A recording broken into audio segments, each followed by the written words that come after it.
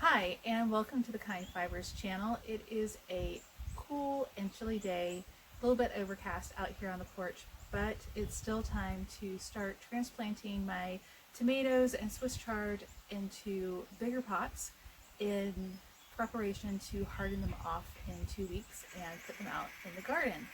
So that's what I'm going to be showing you how I do it today. Alright, so I've already done the Swiss chard and now I'm transplanting one of my favorite things to grow and transplant, which is tomato. The variety that I'm using this year for our main determinant crops is Celebrity.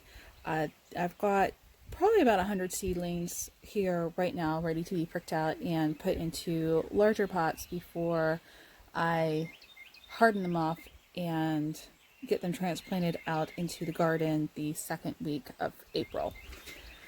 So I started them in an old egg carton. I just used what I had. This is what I had, so I'm simply lifting them out.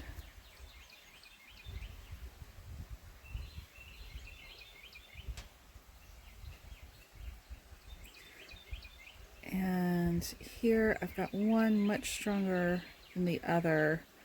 So goodbye, little tomato. Goodbye.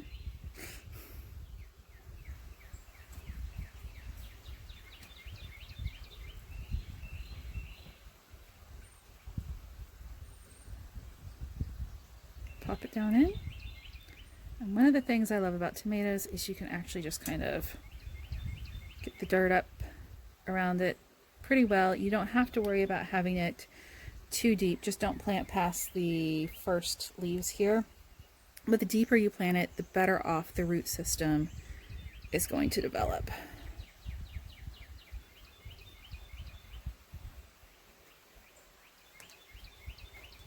Now, two questions. One, why did I choose to grow determinate tomatoes, and why am I growing a hybrid when everything else that I grow is heirloom? Well, there's a couple of reasons. First of all, I hate trellising tomatoes. I mean, like, it's just a fact of life. I don't like to do it. I've done it in the past. I had a little place where people would used to come and pick tomatoes and stuff, and I was always out there working. I was always out there trellising. I was baking bread. I was tying up tomatoes constantly. I was growing cucumbers and watermelon and zucchini and all kinds of other stuff. I was taking care of cattle. I was taking care of sheep.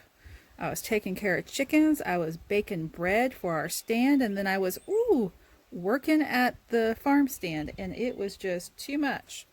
So I talked to Mr. George down at the co-op. He suggested I get into determinants because they're less work. Determinants stick around for a couple weeks. They give you, well, not a couple weeks, for a shorter variety, a shorter duration of time. They stick around for usually about 8 weeks total. Once you get them outside, about 60 to 75 days before you get all your tomatoes. So they come on faster. You do have to keep making new tomato plants, plant more seeds and stuff. You can't save the seeds, but it is a lot less work, especially if you're doing a farm stand or something like that. It's just less work. So that's why I prefer to use the Celebrity tomato. Well, why I prefer determinate tomatoes.